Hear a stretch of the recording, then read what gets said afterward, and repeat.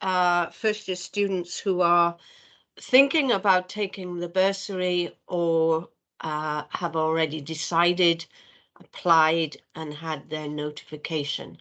My name is Bev Frowen. I'm the relationship manager for the bursary in HIW. I try and hold the ring on the bursary program. I don't always control all bits of it, but we are a central point.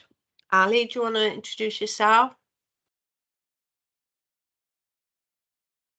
Hi all, I'm Ali. I support Bev. I'm the bursary administrator. And obviously we're here to help you today with any queries that you've got, but also provide a bunch of information. Thanks, Ali. And as you can tell, Ali is from Oz, and we're very grateful that she's here. If you receive emails from HIW Bursary team, which will tell you about, then more than likely it's Ali that's behind that. She keeps the wheels on the wagon, and every now and again I dip in. Okay, I've got a short presentation of some PowerPoint slides, and I just wanted to say that these slides plus the link to the recording will be up on the HIW webpage in the next couple of weeks. Our comms people will help us with that. And I'll say a little bit more about the webpage as we go on. Generally, people have found this quite useful. And we try and answer questions as well as we can, or we'll follow them up with you individually if we don't know the answer. Most of these sessions I've done jointly with either Jackie or Owen from Student Award Service, which is in shared services. Jackie has been called to something else today and sends her apologies. So what we're going to try and do is answer any basic bursary finance assessment queries, but I don't want to mislead you. So if there is anything where we don't feel we know the answer, then we'll take a note of it, pop it in the chat bar. And Jackie has said that we'll just send all the queries on to her, and she'll deal with them ASAP for you. So apologies for that you may not get all your financy issues answered today, but we'll do the best we can. Okay, I'm just going to try and share my slides, and Ali will let me know when that works and when everybody can see it.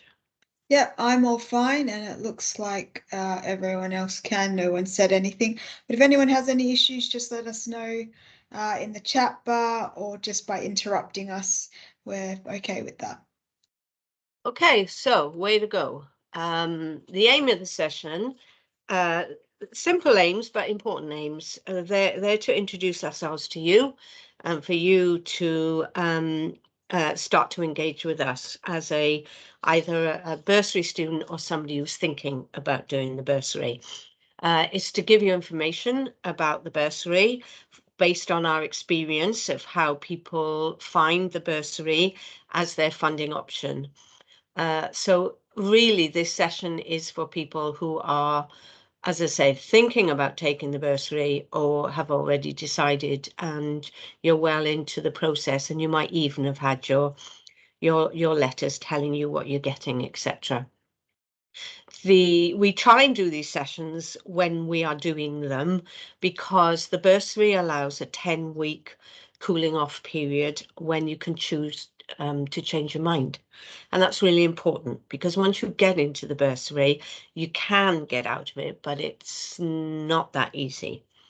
The 10-week cooling off period, just to reinforce, because this is a common question, it's the date of when your course starts, and that is different depending upon your course and depending on the university that you're studying in. So it isn't 10 weeks from when you apply or 10 weeks when you get your assessments.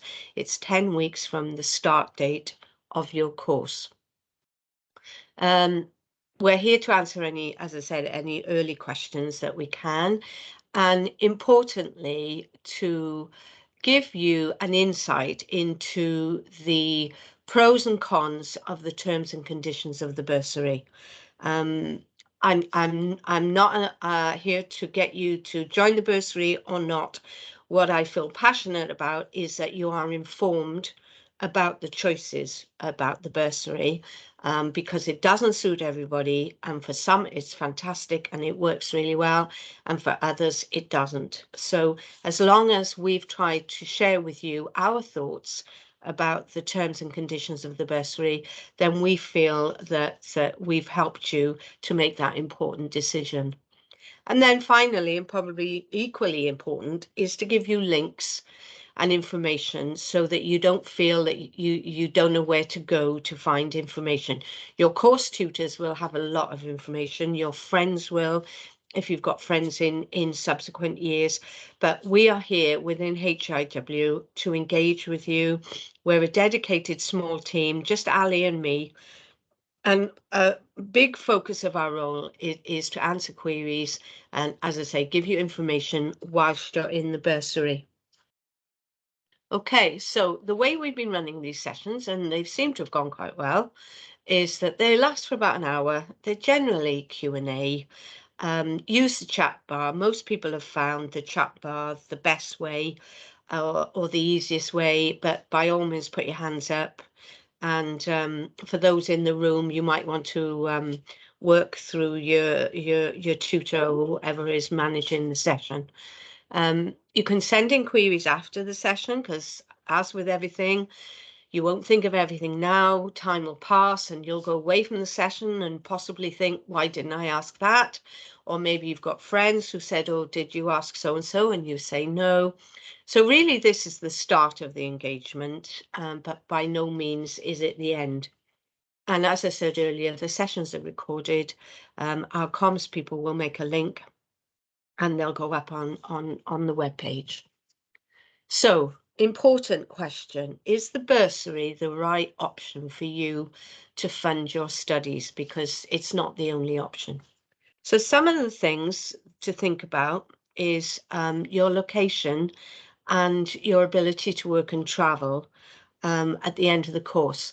If you take the bursary, the majority of the courses will expect you to work for 2 years in the NHS in Wales, or in other what we call suitable roles, such as local authorities, private sector.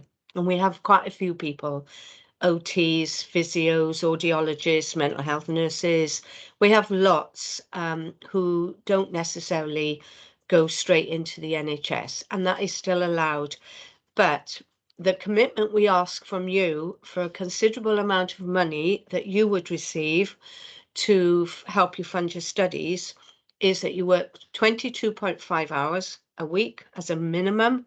We'd like you to work full time, but you could be asked to work and consider working in any part of Wales. Now, that's quite important if you're really, really stuck and you can only work in a limited location, because you might have children in school, you might have a mortgage, you might be caring for people. Think about your personal commitments. It's really difficult to fast forward 3 years. And that's why we do these sessions. And then I do a lot of sessions with final year, because a lot of life can happen in between now and when you're starting to complete your course. And it is difficult to predict, but for some of you, it might be a bit clearer than for others. So think about your personal commitments. Think about your preference for your type of job. Do you want to work in the NHS, or do you want to work in the private sector? Are there likely to be jobs in the NHS, or will there be in the local authorities, or again in the private sector? Do you want flexible hours? Can you possibly only work part-time after you've finished your studies? Are you going to be able to travel? A lot of the jobs are rotational. They're not based in one hospital. You could be asked, particularly if you're in a community role, you could be asked to travel around.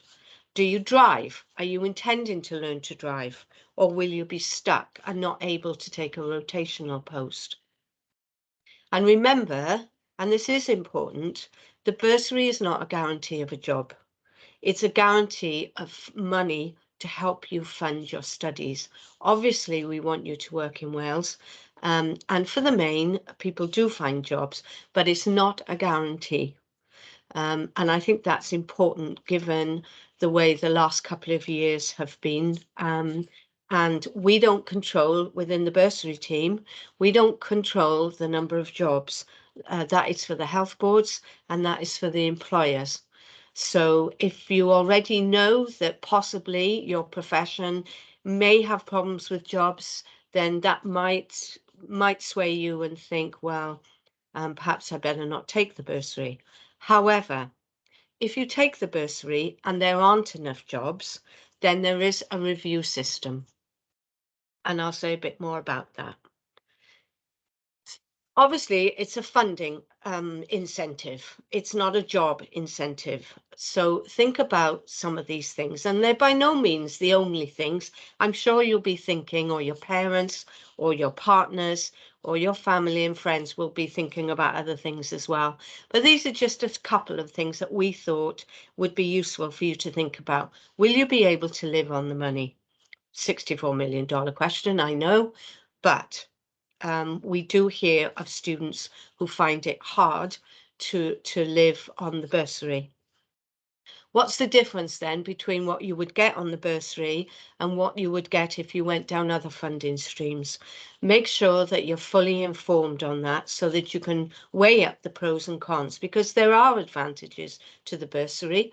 Obviously, you won't come out with a large debt. You'll be getting your tuition fees paid, but by the same token, you get less on other things. So weigh up the difference between what you would get from either of them. Have you got any finances to fall back on if things get tough and if things change? We're all a little bit anxious about the cost of living, travel, heating, living away from home. So think about, will you have to get another job? Have you got finances? Have you got people that you can go to if things get tough? At the moment, we are not aware that there's going to be any uplift to the bursary. HIW are constantly reminding Welsh Government about the feedback they're getting from students, that the bursary isn't keeping in line with inflation. And I think there's been a small uplift for travel. I believe anyway. And then can I leave the bursary? Because, you know, life changes. You can only make the best decision you can now, and things change. So can I leave the bursary? Yes, you can, but you have to make an application through your university, and then that goes and is considered on a case-by-case basis by somebody else in HEIW. And I believe you can leave only at the end of each academic year. You can't leave part through. So they're just a few things for you to consider. Now, as I said earlier, there is an expectation that you work for 2 years in the NHS or in Wales, but it's not your fault if there aren't enough jobs. We can't magic the jobs, and neither can you fulfill the T's and C's if there aren't enough jobs. Neither do we really want to force you to go and work somewhere that it's clearly impossible or is going to be very difficult for you. So there is a level of trust here, I think, that things will work out. Things don't always work out, so the bursary has an opportunity for people to have their circumstances reviewed and in extreme cases have an independent appeal, and that allows you to be released from your commitment. Now, obviously, we don't want to release you. We want to make sure that you can find jobs and you can start your career. But as I said earlier, we don't control the jobs, and also life changes. So there are some categories where if things don't work out to plan, then you can apply to us, and Ali and I, we look at those individual requests, as I say, confidentially and on a case-by-case basis. And generally, there aren't enough jobs, or you've tried your level best to get the jobs, and for whatever reason, you haven't been able to get that offer. Other things are ill health, and then caring. You may become ill over the next couple of years. Hope not, but these things happen. Or you may have to take on a caring role for either dependent parents, family, or even children. So these things are acknowledged by the bursary as things that can interfere and prevent you from meeting the T's and C's. It's just for you to be aware now. Ali and I deal a lot with the final year, and then after the tie, what we call the tie-in, the 2-year tie-in, because some people, even though they've qualified and gone into a job, life gets in the way again, and they're unable to complete the tie-in. So, as I say, weigh it up, whether or not you're flexible enough, whether you've got restrictions or constraints now that may cause you difficulties in the future. Okay, probably the most important slide is how to get in touch with us. We've got a dedicated email. Ali and I monitor it, mostly Ali, 5 days a week, and that's hiw.bursary@wales.nhs.uk. We've also got a web page. If you search Bursary on the HIW main website, it'll take you straight to the Bursary page. The Bursary page is not as up to date as I would like. We haven't posted anything current for a while, but we will, as I say, we will be putting more information up on that page over the next couple of weeks. And please, if you've got any queries at all, no matter big or small, just drop us an email. And we manage to, we look at it every day. Ali and I spend about an hour every day going through what comes in on that email inbox. So you should be able to get an answer fairly quickly. As I said, if it's funding, if it's assessment stuff, that's not us. And please, during your time, if you take the bursary and doing studying, if you've got funding issues, then don't come to us, because we'll only have to signpost you to somebody else. And it's generally student awards in shared services that deal with that. Okay, I think that is the end of my little set of slides. So I think what I'll do now is try and stop sharing, and Ali will help to facilitate some of the questions and things that anybody may have. As I say, the slides will be up as well. And make sure you read the terms and conditions if you haven't signed already. I know you've got to tick a box on your bursary assessment, but it's a good idea to just refresh your memory as to the 2020 T&Cs. They were revised. There was a 2019, but we changed that to take into account Brexit. So the T's and C's of 2020, they're not HIW terms and conditions, they're Welsh Government. So we have no opportunity to control or change them. We just administer the terms and conditions on behalf of Welsh Government. And then finally, I would say on that, you may hear from friends or on the grapevine that Welsh Government is reviewing the bursary policy. That's true. But what I don't want you to do is think that that is going to affect you, because it's not. There is a cut-off for next year, but anyone who's in the system now, the current bursary will apply. So if you hear, oh, the bursary is going to stop, or the bursary is likely to be reviewed, or the bursary is going to change, that is true, but it's not for you. So I think that's important for you to understand that there's no change to the terms and conditions or the funding or to the bursary policy, even though Welsh Government, the Health Minister has set up a small little committee to have a look at how the bursary possibly needs to change to take account of life and circumstances. Okay, well, I hope that's been helpful as an introduction to the Q&A session. And I'll hand over to Ali now and see what we can do. Okay, we haven't had anything come through in the chat bar yet, Bev. Okay. So if anyone either wants to raise their hand or pop something in the chat bar, feel free. We've only just had the only things that we had in the chat bar was someone needed to leave early, which was not a problem. And then obviously Becky Jones said they were having some trouble, but I haven't heard Oh, the anything sound. back. So I hopefully between now and then things have been sorted. Well, we can hear now. That's good. I gathered, Becky, because you hadn't said anything else. Okay.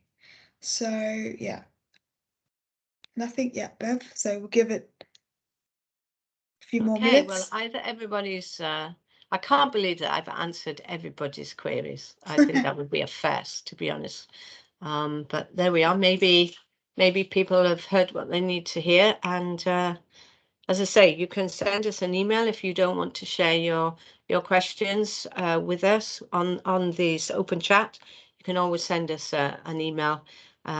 We had quite a few last week after the sessions where people went away and thought about something, and at least that showed that the session had been successful because they knew how to get in touch with us. They knew we were here, and that is the main objective of this of the session.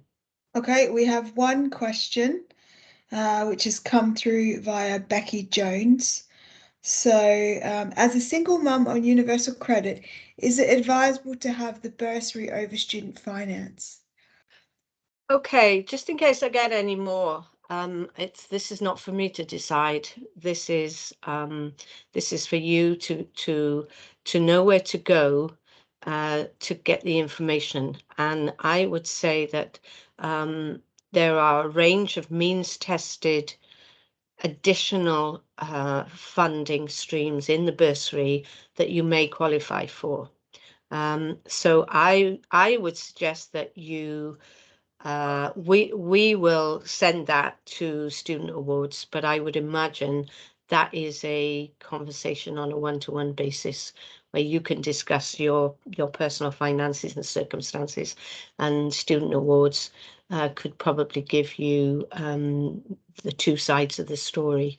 But I think at the end of the day, our aim is to just advise you to get as much information as you can. Can we still apply for the bursary in the second or third year? Have we had that question before? I think so. And as far as I know, they have to reapply annually, don't they? Yeah, I think you can. I think there's a bursary cap for 3 years, but it's quite flexible. So again, I would get Jackie and Sass to confirm this, but I believe that you can, because the bursary, you have to apply every year, and all the finances and calculations and that they go through is based on the previous financial year. So that's important for you to realize, because if they're taking in parental income, that might have changed. If you're married, if you're using combined income, that may change. Redundancy, promotion, change of relationships, all sorts of things can happen in a financial year. So that's why you have to apply every year. But the big important one is to apply in the first year, because then you're a bursary, part of the bursary family, and a lot of the stuff is on file. You'll be having your payments, so you'll be in the system. But you do have to apply. And I think what Owen was saying to people last week is they start assessing it once the new financial year.